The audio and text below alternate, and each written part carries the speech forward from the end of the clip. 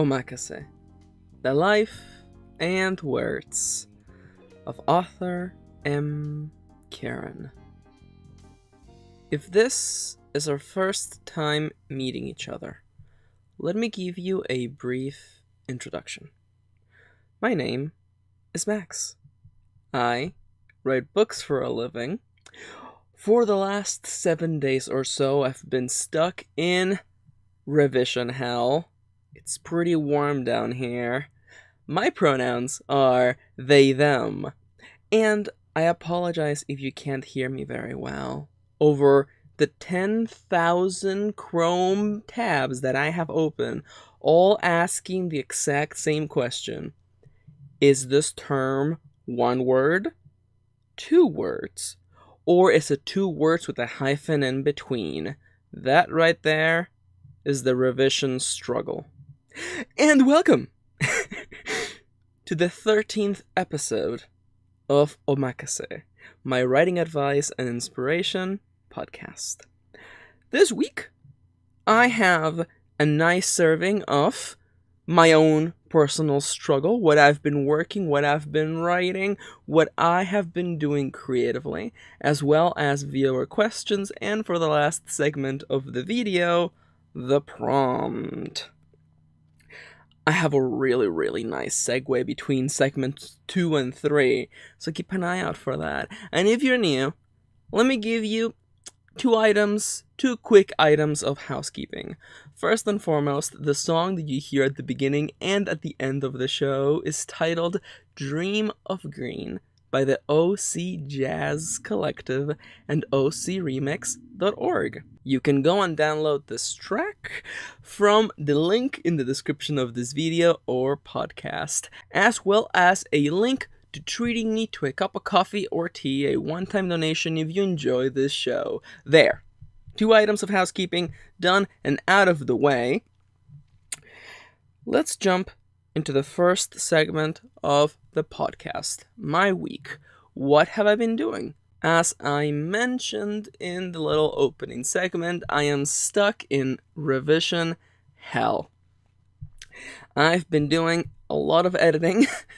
I have done probably more hardcore editing, like actually just getting down there and pressing my nose against the grindstone. Does that make sense?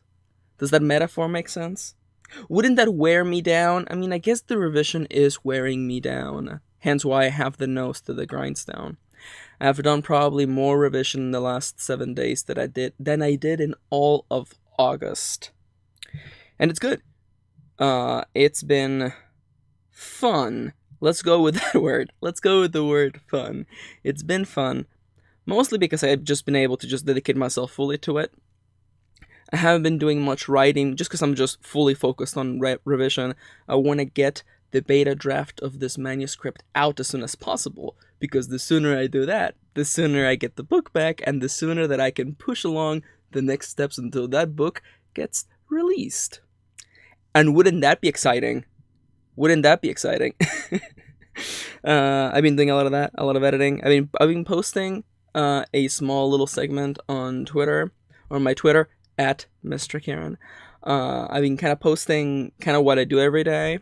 A nice little accountability thread. Helps me stay focused and kind of be more transparent as to what I do and what I've been working on. So, yes, I've been doing a lot of editing. I've been doing a lot of opening up Chrome tabs to Google whether certain terms or 1 word or 2. And the worst is when there is conflicting accounts, where I basically have to flip a coin and hope that I'm doing the right one. Apparently, showtime. As in, a character saying, okay guys, it's showtime. Apparently that instance of showtime is 1 word. And I reached out to the people I know, and they were like, yeah, it should be 1 word. But then someone else reached out to me and was like, Max, that should be 2 words. It's showtime. And I'm like, oh no. Note to self, get rid of that word.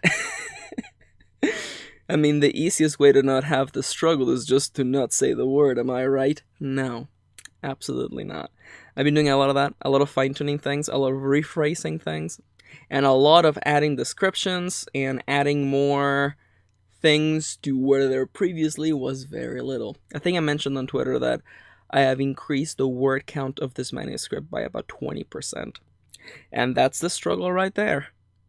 Some writers take out of the manuscript, some others put in. I am definitely the kind of writer who has to put writing back in. Because I always forget to describe things. I always do. But I don't stress during the first draft. I stress about it during the revision draft.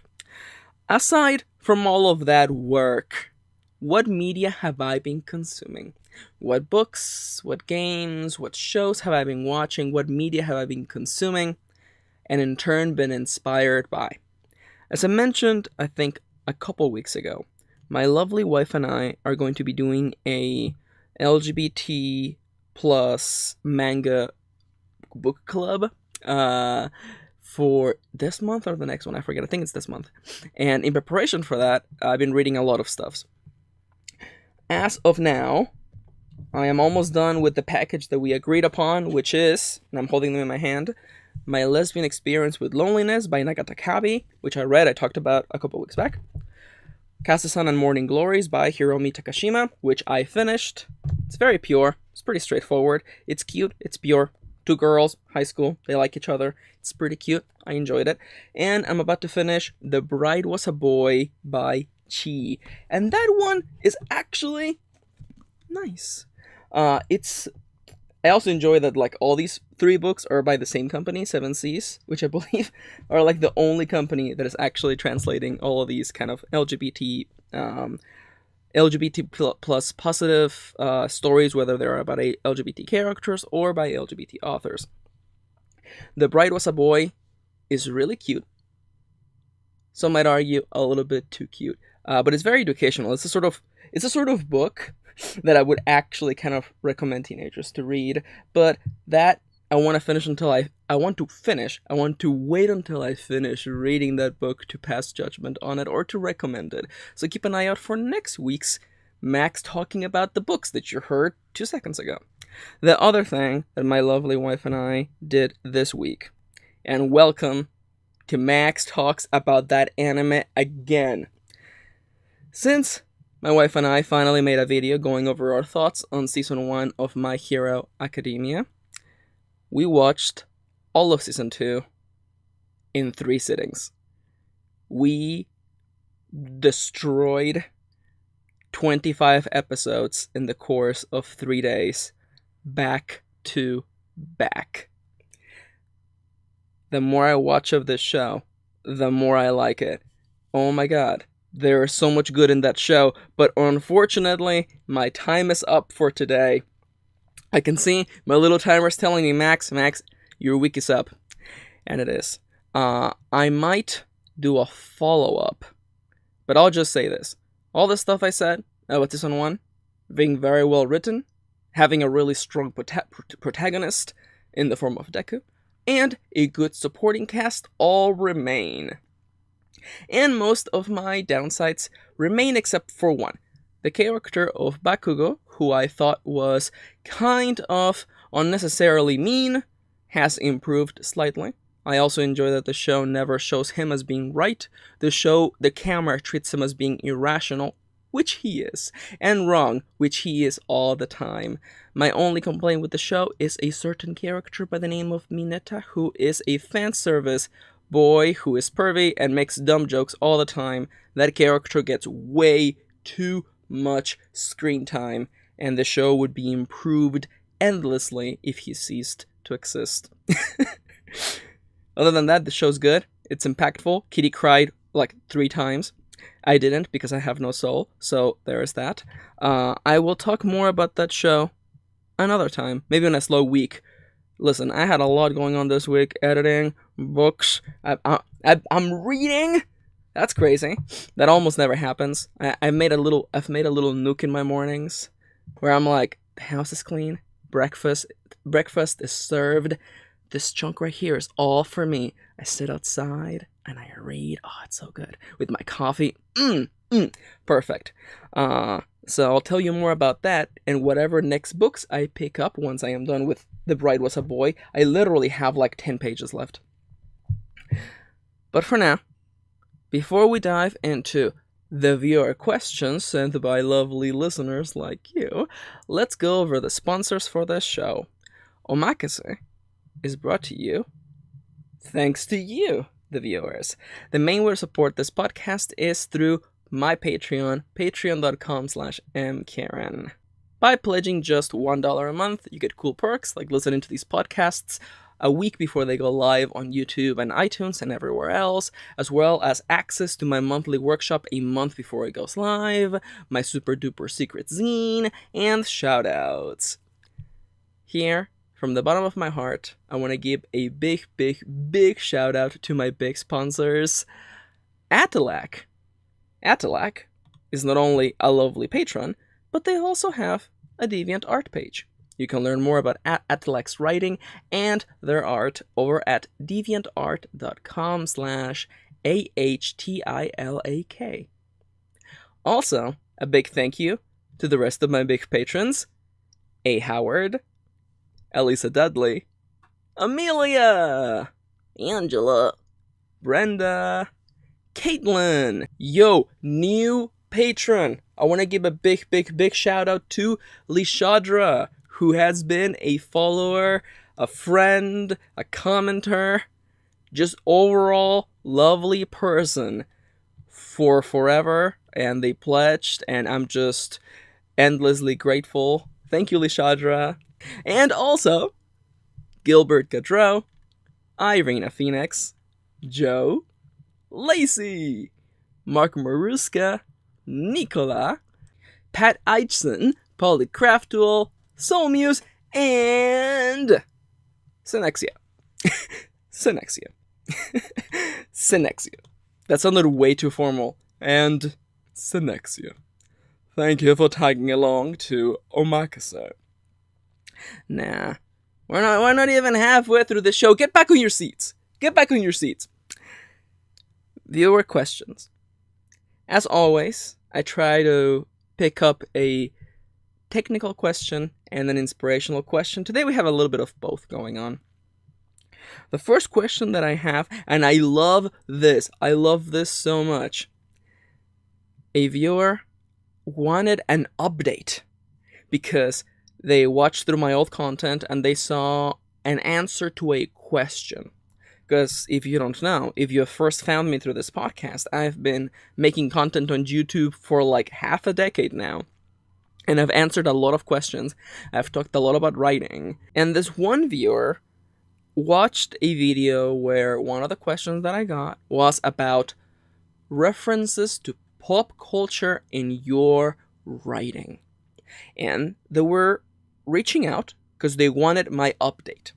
Have my general thoughts on putting pop culture references in your writing changed. And I actually appreciate someone reaching out to me to know if my feelings have changed. I actually really appreciate that. I think that's one of like the coolest comments to get, and the comments I appreciate a lot. Like the worst comments, the comments I hate the most, are not like the insulting ones or the offensive ones. Those already immediately get filtered through YouTube.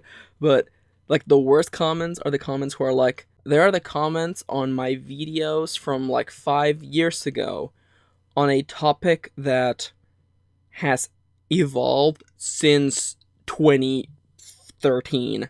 Like every once in a while, I get people commenting on my Evernote videos, talking about how Evernote doesn't do the things that I mentioned 5 years ago. And a part of me is like, well, doesn't time make fool of us all? So, as for the question that was sent in today, have my thoughts on pop culture changed? In a way, they have. In the past, my thoughts were always that you should probably be mindful of using pop culture references as shorthand for comedy in your writing.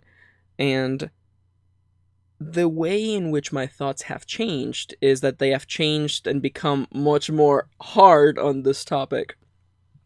Mostly because when I answer that old question, and I know that it's been a long time, because I remember posting that video before the idea of memes was solidified in the pop culture spectrum. I made that video when pop culture references were things like the reference to Jurassic Park, Clever Girl, and stuff like that. When pop culture references were called pop culture references, and when you were referencing things from pop culture, not just the way that people are arranged in a 4-frame comic from 10 years ago, back when it was a little bit different, and time changes, and I'm not going to be an old person about it. And more importantly, when I recorded that video, pop culture references were, Clever Girl. But now we have memes and we have vines. We have that entire spectrum of culture. And I'm not going to get into the conversation about, is it real culture? I actually particularly don't care for that conversation. It's things people talk about. Oh man. And listen. Even I have laughed at a vine once. Oh yeah. Thankfully, I think that that the message that I want to get across with my point, even though time has passed and culture itself has changed, that itself can help you understand why references in your writing can be ineffective. And this is like the easiest thing now, especially if you are staring at any kind of dashboard or online page that has people's posts in it, and you see the influx and changing of recurring gags and jokes. Literally, the speed at which memes explode, change, mutate, and die. The half-life of a meme is very, very short. And even though, like I said in the past, even if you think that that joke you're making in your writing is going to stay relevant forever, it will not. And thankfully, I don't have to go into great examples because I'm sure that by now you realize this. I'm sure that by now, especially if you're much younger, you have seen the way in which the inside jokes shifted from being one way to being another, and to now being constantly changing. Like, I have always been a bit of a slowpoke myself when it comes to pop culture, so I only hear about, quotation fingers, the latest memes from my friends when they finally send it to me. And by then I ask them, okay, is this meme dead? And they always reply, yeah, by now it's already pretty dead. It started last week, it's now dead. But all jokes aside, let's actually get to the core of this question. Why are references ineffective? References, I find, tend to be ineffective because they are a shorthand for something. Sometimes it's comedy. Sometimes is being interesting. Sometimes is just filling the page with something. And when you don't know what to say, it can be incredibly easy to think, well, what if I just make this scene that hasn't been going anywhere? I just make it a reference to that one joke. Just to make it be something other than nothing. I don't know what my character is going to say, so maybe I should just have him open the door and say, hey, welcome to Chili's. I know that sounds almost kind of ridiculous, but I do understand the place that some people come from. When you don't know what to say, you have to put something in there, and sometimes references serve as a shorthand. I would like to inspire you. Not to stay away from pop culture references, especially if it's something that comes up naturally in your story, but don't use them as a shortcut to anything else, if anything. Because culture keeps on changing, and books take a long time to come out, and there's a high probability, a high chance, that by the time you push your story through the first draft and the revision after that, and you send it out to betas, and you maybe start selling it or start pushing towards self-publishing, that by then, that one reference that you had is dead. And it's so out of vogue that it makes that part of the story look bad. Out of touch even. And even if you think it is going to make you a little bit more funny, keep in mind that to the people who don't know what you're referencing, who have no idea what you're talking about, who are reading your book not now, not a year from now, not on the release of your book, but years and years after, they will read that and go, I don't get it. And that's not a good place to be. So, be mindful of references to pop culture, to memes, to vines in your writing. Okay? I know that I'm supposed to move on, but I just want to slide one more thing under the table, especially if you think that you and your circle of friends happen to be current. Let me say that again.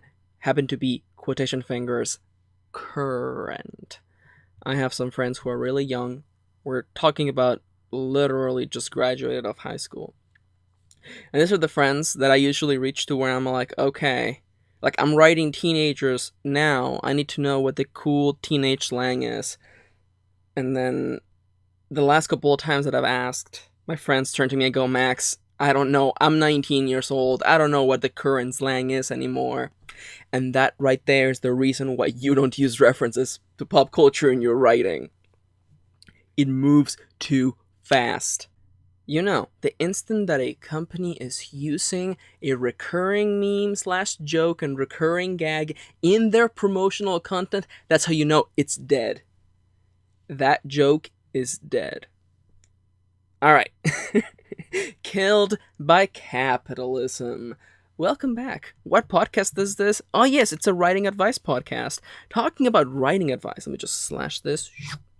The next point that I want to talk about is a much more serious question that I got from a dear viewer who expressed their frustration to me over what they had been taught and told writing was supposed to be. They were told that when out of ideas as to what should happen next, they should imagine the worst possible thing that could happen to characters, and then have that happen. And this particular bit wasn't taught to them with any particular context. It wasn't explained as to what it actually meant. They just were told this thing over and over and over again, which led to this writer feeling discouraged because it just felt as though their writing was a long series of terrible things happening to their characters. And their question they reached out to me, the question read, can stories not be just tragedies?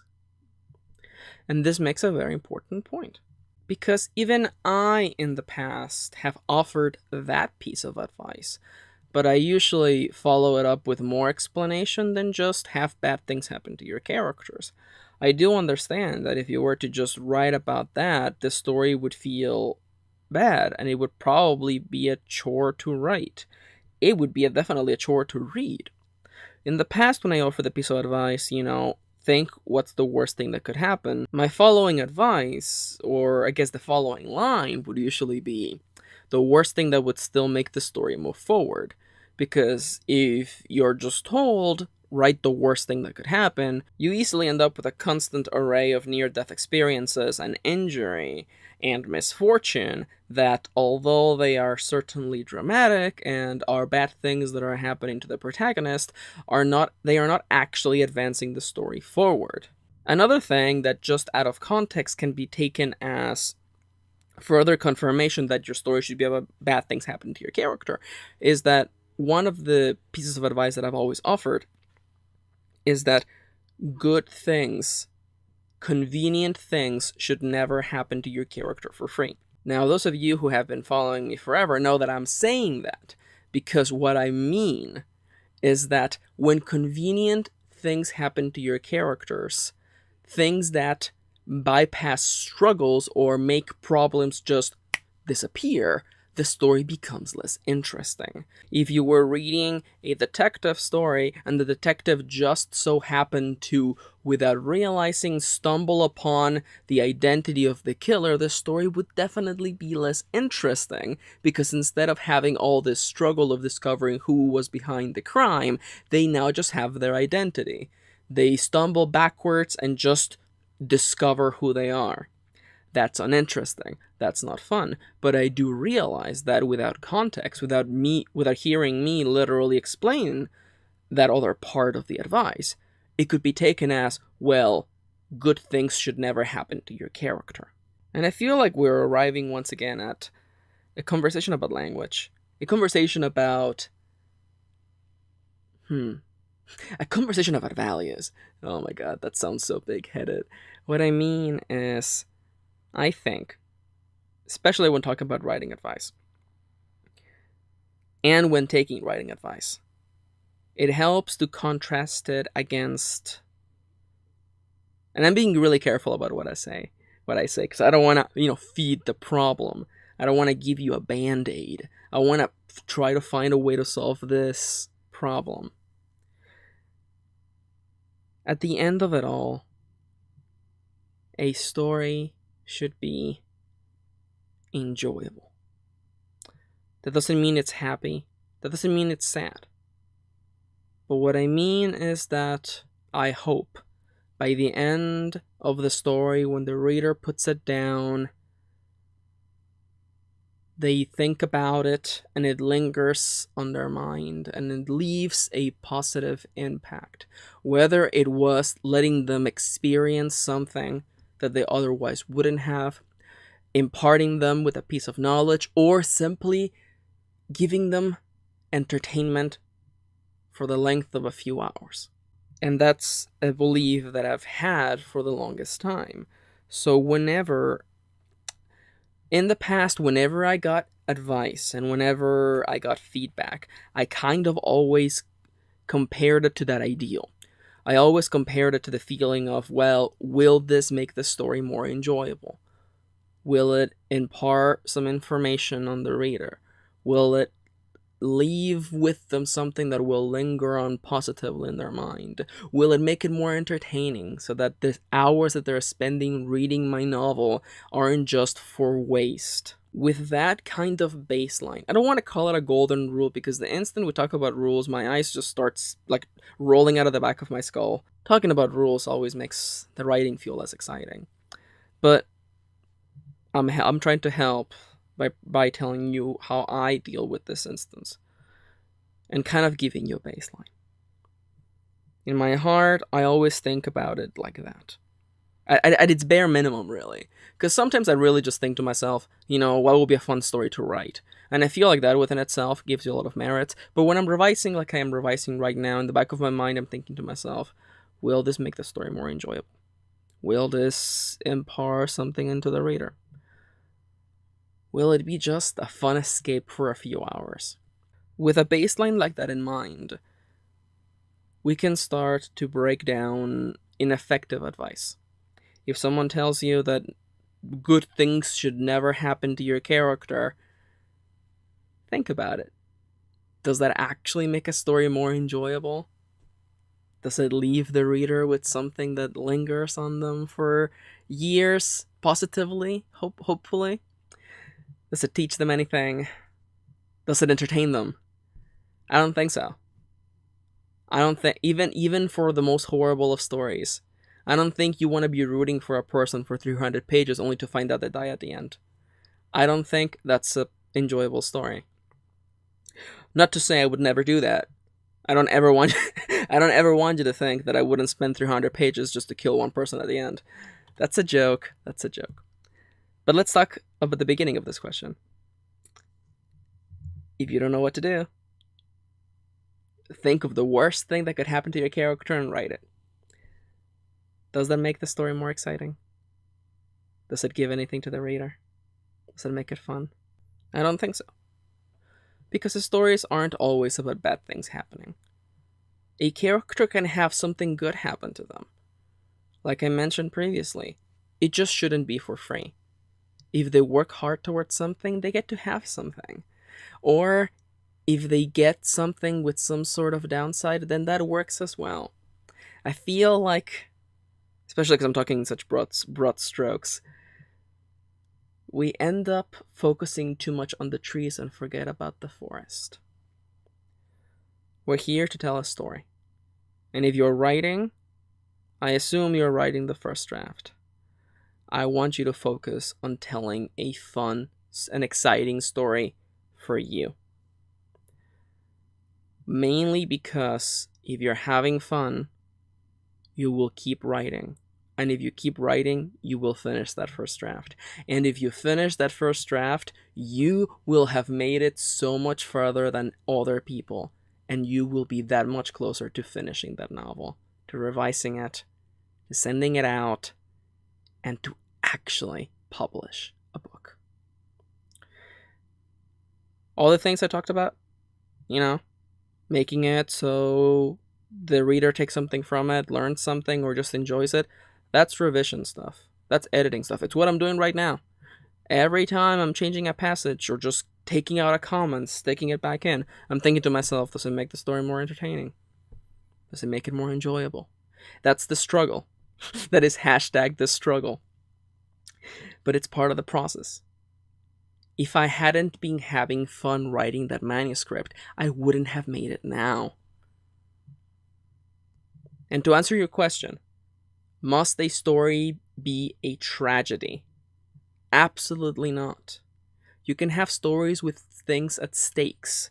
You can have stories where characters take action, make choices, and face the consequences of both.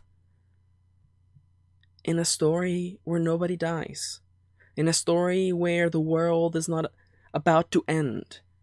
In a story where the worst thing in the world is your character not getting a date for prom. You can have stories that are not big and dramatic and world-shattering and still be more impactful than the stories that are. That's the power of fiction. Ultimately, it's about character, their choices, their actions, and the consequences of both. And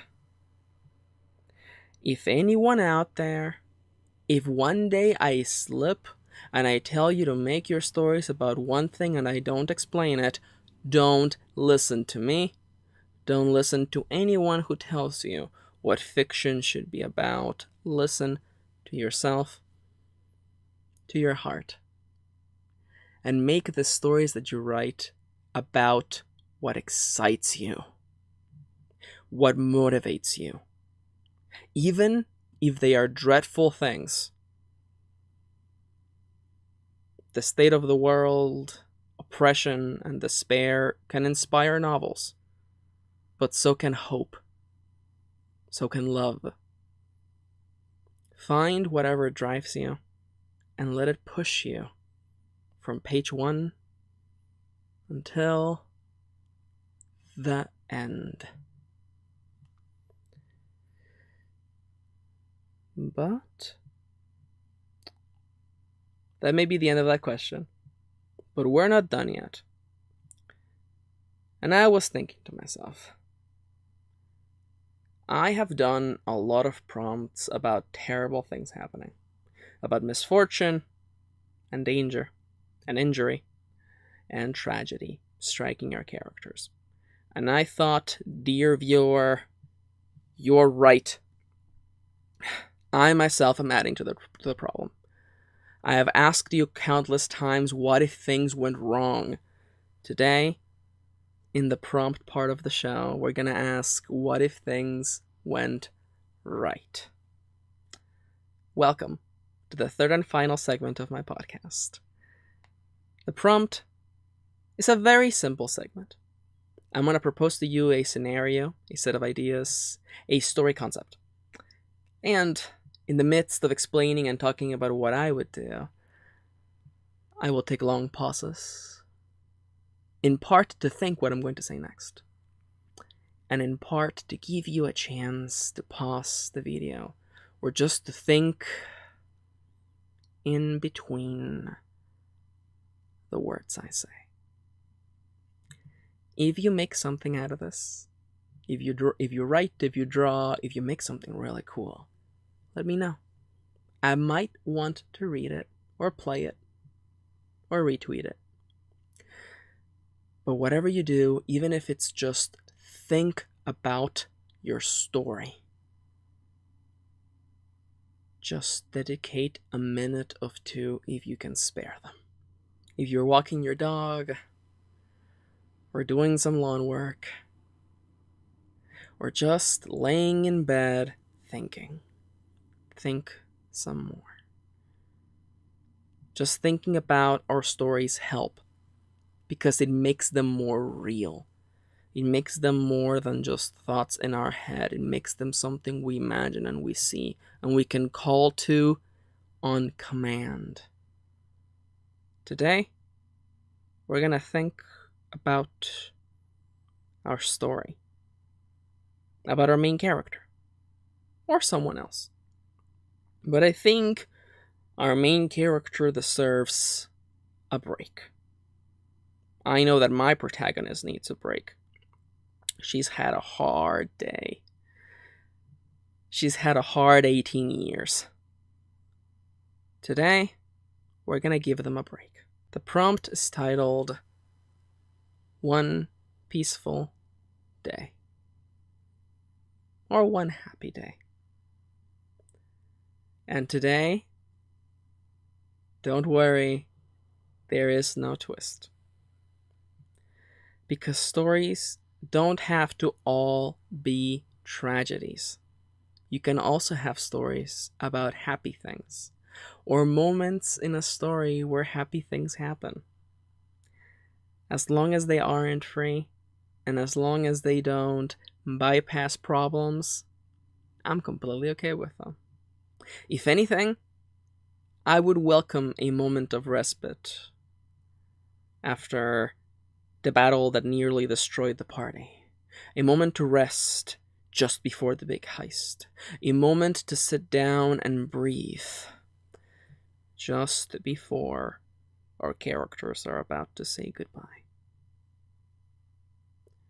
One might argue this is part of the whole act of pacing. A little happy, a little sad. It's all part of the fun. But today, I want you to think, to imagine from your protagonist's or another character's point of view, and ask yourself, what would this character's happiest day be like? Maybe not the happiest day ever, but the happiest day at their current point in the story. It doesn't have to be the day where all their problems get solved. Hence why I also called it a peaceful day. One of the stories that has always stuck with me is a real story about World War I and the truce that happened on Christmas in 1914. If you don't know the story, I'll give you the short of it. On 1914, Christmas Eve, on the Western Front, German and British troops stopped firing at one another. Soldiers emerged from their trenches, which in any other time and place would have spelled their doom. But instead of killing one another, the soldiers crossed the trenches into no man's land, which is the segment of a battlefield in which anyone who walks there or attempts to cross that will surely die. And they exchanged presents, and they sang, and they played games, traded cigarettes and food. For a moment, there was peace on that battlefield, and that never happened again. And that's a real story. It's a real thing that happened. It wasn't a happy ending. The morning after, the battling resumed. And certain military groups applied rules to prevent sort of truces like that from happening ever again. But I don't want that to be a stain on the idea of today's exercise. What I want to show you is that there can be moments of respite, moments of peace and joy. And if it can happen in the middle of a World War I trench, then it can definitely happen in your story. Get inside of your character's head and imagine from their point of view what a good day might be like. A peaceful day. It might be a glorious occasion. It might be the culmination of a relationship, or simply just a small victory. It could also be a big one. What would a good, peaceful, maybe even happy day be like? And what makes it so? Is it simply the time to sit down and breathe? Is it the place they're in? Even if it's not home, how can it inspire peace? And what is it that they do on this day? How is it different from the other days? Is it possible that maybe the only difference is them? Maybe it's not such a special day from the outside in. Maybe it's another work day. Maybe it's another routine through the usual moves. Wake up, coffee, dress up, rush to take the train, work, come back. But something's different in them. In that routine, something's changed. Maybe there's peace even in that cycle. Does it give them purpose? Or maybe there's something else. A person waiting for them at the end of the day. A beautiful face. A warm hand. A pair of lips. A spouse. A girlfriend. Their children. Someone who makes our character delightfully happy. Someone they're willing to protect. Someone who they have, maybe through the entirety of the story. What makes your character happy? And if they can't be happy right now, if the dimension-shattering war is happening right now, and everything's at stake, if everyone they've known has perished, and the universe is at risk of falling apart, if they can't be happy, can they at least find peace for the length of a minute? Can they find peace within themselves? Or maybe inside somewhere else. A place only they know. A location forgotten to time. An abandoned building. An abandoned chapel. The ruins of the house they lived in. The distant outline. The skyline of the city they once called theirs. A sight of the wilderness. A bleak, gray, foggy sky. The sight of the crescent moon, shining like silver against the black. Or maybe it's something else. What makes your character happy? What can bring them at peace? If it's not company, is it something else? The softness beneath the comforter. The warmth of the heater. The glow of their television late at night. The white noise and the static. Is it someone's cooking? Is it a certain song? Is it the one dessert that one bakery makes and no one else does? The little delight they can only take on every once in a while. What makes your character happy? You should give them a little bit of that today. Because life is not all suffering. Even when we see ourselves or think of ourselves as being down in the trenches,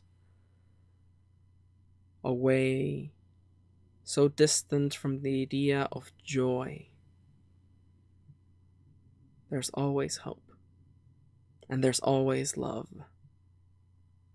And sometimes peace is not even the good things that are here now, but the determination to keep on getting up every morning, to chase that peace that may come one day.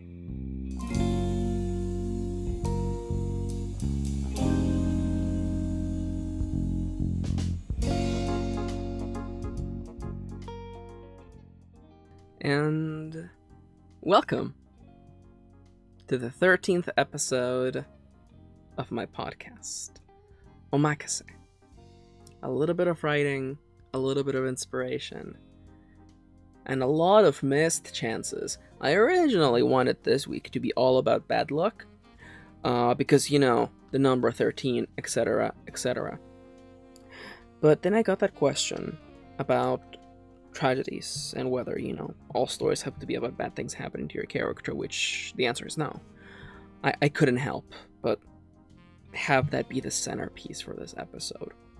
And I hope that you enjoyed it. And I hope that if anything, today I have said something that lingers with you for a little while.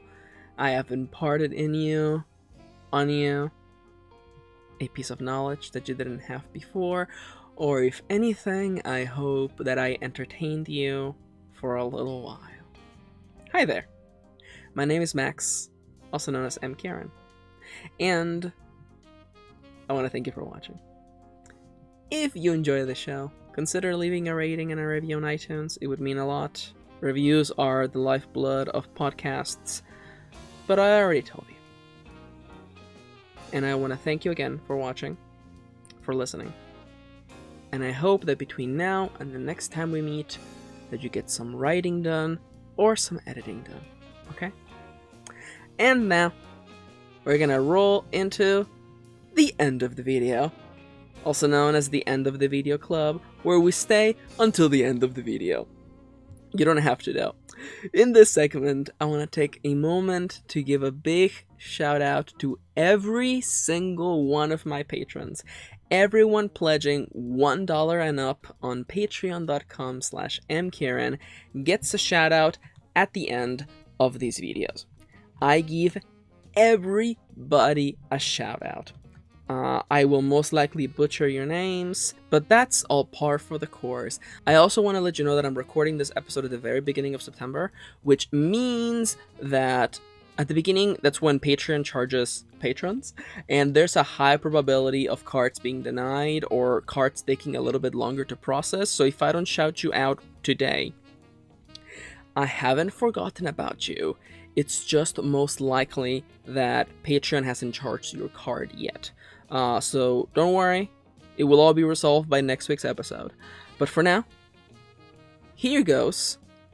Every single patron, every lovely person pledging $1 and up, in alphabetical order as sorted by patron. Also, as part of the end of the video club, the editing gloves are off. I don't edit any of the segments, so you get to listen to my terrible jokes, the ones that otherwise would get edited out of the video. A. Howard, Atalak, Alistair Baywood, Elisa Dudley, Amanda Stevens, Amelia, Amy Palmer, Angela, Aniexo Hushi, Biting the Sun, and everybody's favorite, Blarg! Man, gotta love Blarg. I get so much mileage out of Blarg. Like, I bet... Oh man, Blarg's been a patron for 29 months. That's crazy. Hey, Blarg. Thank you. But I just hope that this doesn't inspire a league of Blarg imitators who are all just different automatopoeia as their usernames. That would be funny. Unlike this bit, which isn't funny.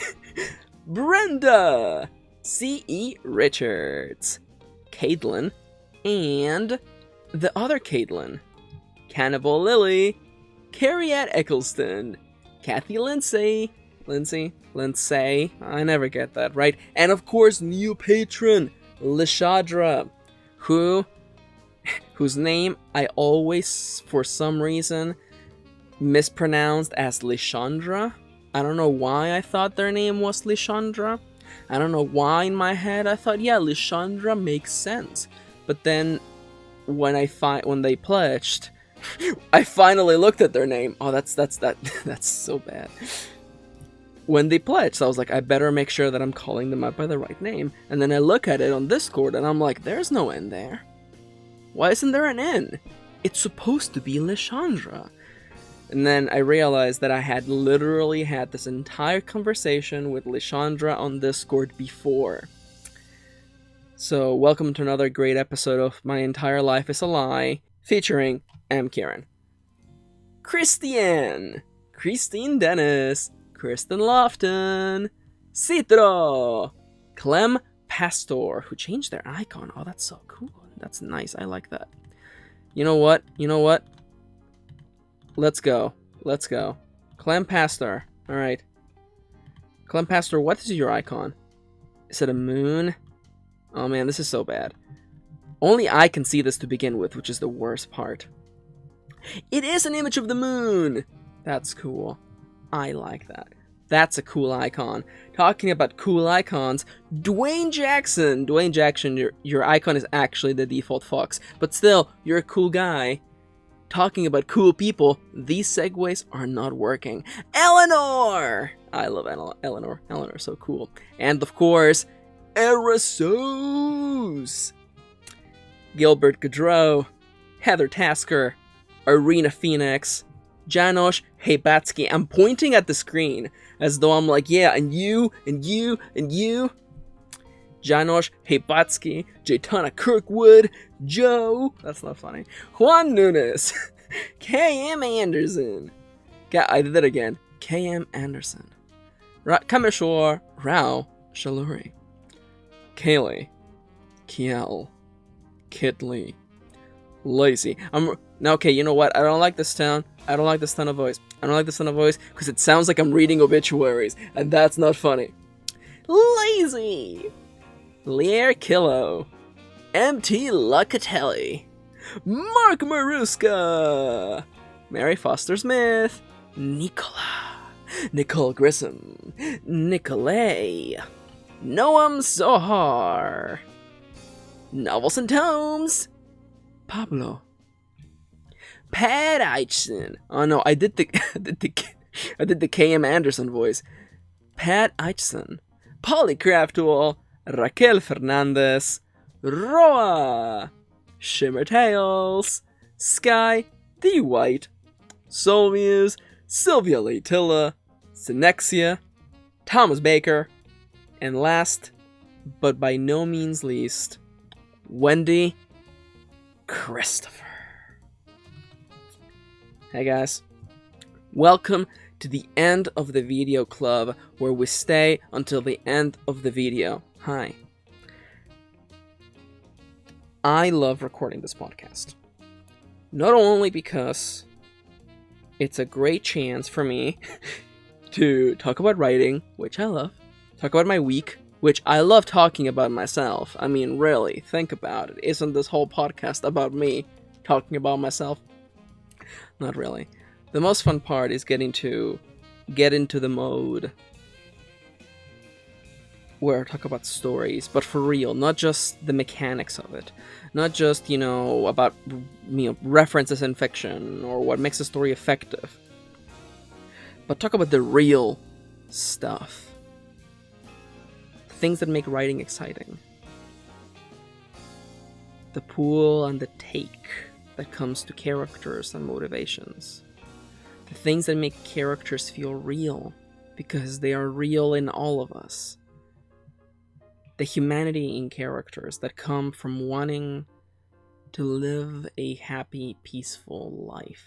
Something we can all relate to, especially in the times that we live in. It is moments like that when I kind of fall into this particular voice. And I freely talk about writing and what it means to me. That this podcast becomes the most fun.